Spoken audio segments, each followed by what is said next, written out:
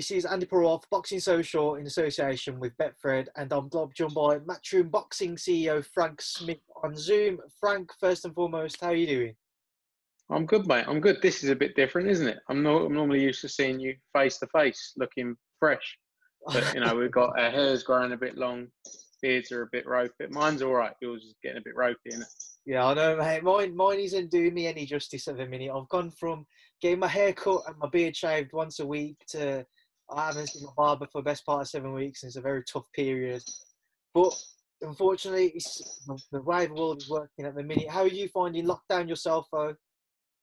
Yeah, it's all right. It's something it's different to get used to. Obviously, I am used to just flying around the world week after week, and we're doing a show every week normally. So to go from that to just basically stay indoors, it's not too much to ask, really, is it? But it's getting around to actually understanding it, and what we're doing is right, and everyone should find it easy. But everyone has different ways of dealing with it. But it feels like it's been going on forever now.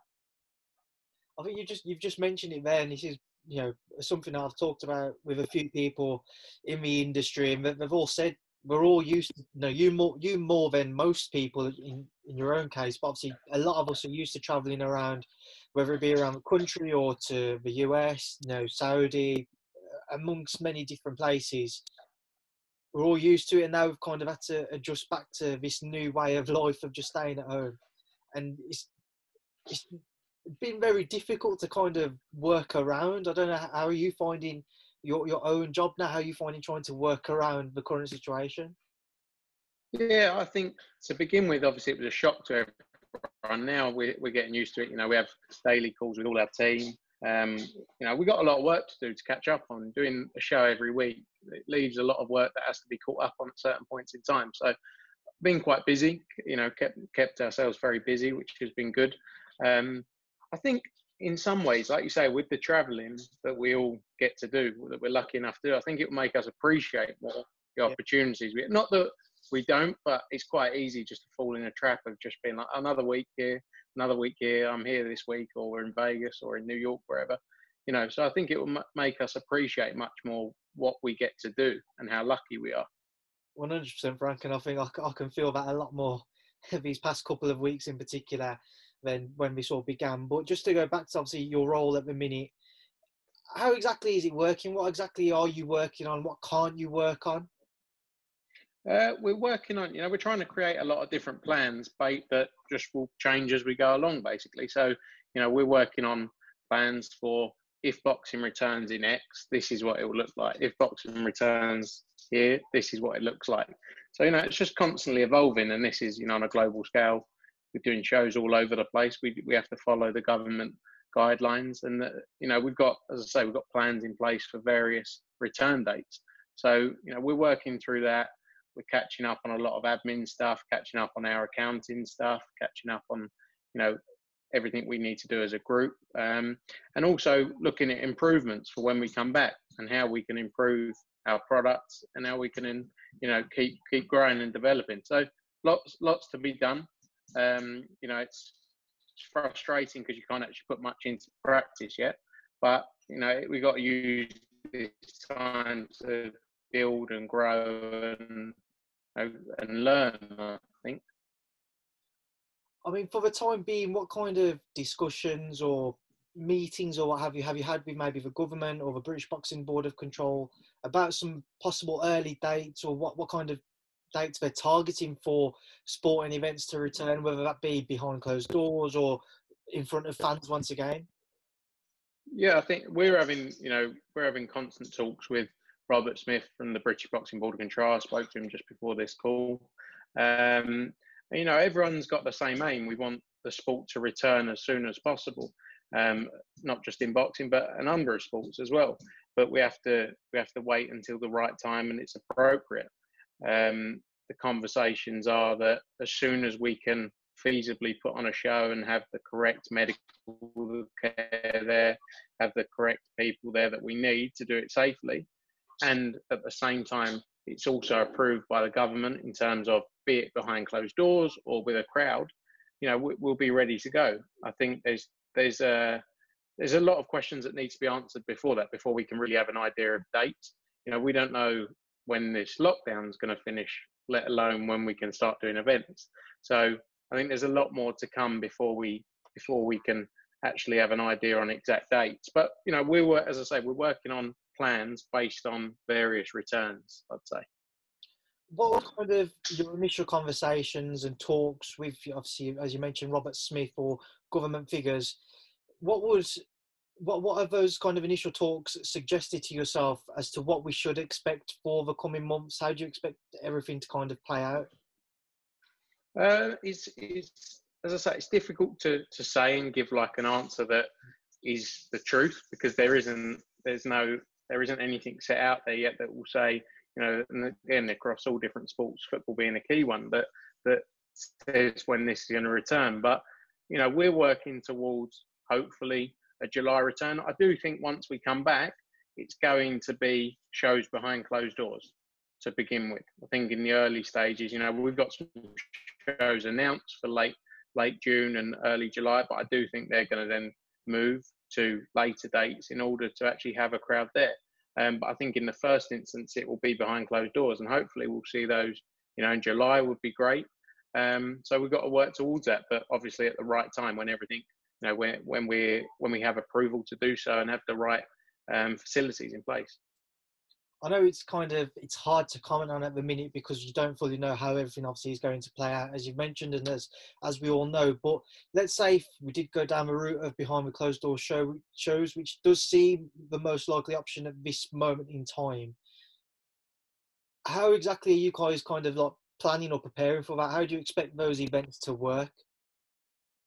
I think it would just be, as it said, restricted group of people, the production crews, the officials, and the fighters in their camps. If that's a route we go down, if that's where we start, that's what we'll do. There's certain shows it's not feasible for currently, but in the first instance, I think that we'll be able to put on certain shows where we can run behind closed doors without the ticket and the gate revenue that's generated.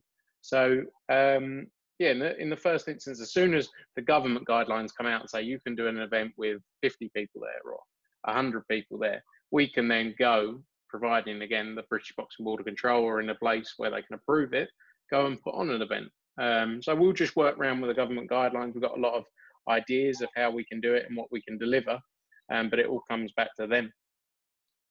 Have you started speaking to fighters and trainers and managers and what have you about possible behind closed door shows and their fighters possibly being on those cards? Yeah, we've started those conversations, and we've also said to fighters as this has gone on that they need to. It's difficult, but they need to stay fit. They need to stay in good shape. And the big thing around weight, the difficulty now is going to be that they can't spar, they can't be in a gym, but they can keep their training going of running and the training on their own. A lot of them have got the facilities to keep that side of the training going. But yeah, we've started having those discussions with people, and as I say, it's constantly moving and changing, but we'll keep them all updated. And I think the message right now is just to keep fit, keep as fit as possible. Obviously, there were a number of shows that have been postponed or cancelled or suspended, whichever way you want to put it, up until this point, going back to Kelly Avanesian. You had the April shows, up in Newcastle, Doncaster, Hooker, Prograde, amongst many others.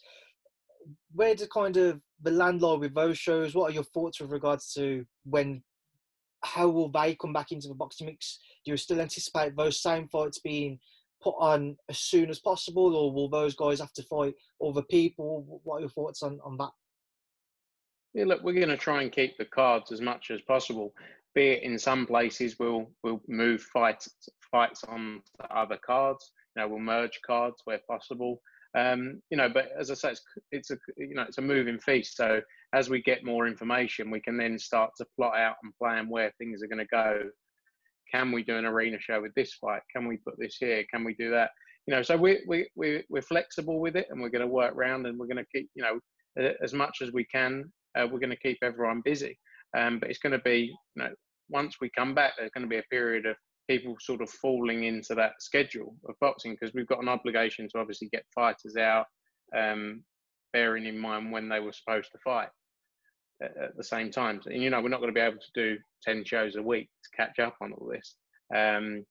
But, you know, for us, it's looking across the global scale of our business. Italy, we've had quite a few shows postponed and cancelled as well. US, as you mentioned, and there was more shows we were going to announce that we've now had to postpone. So, you know, we're going to have to wait and see.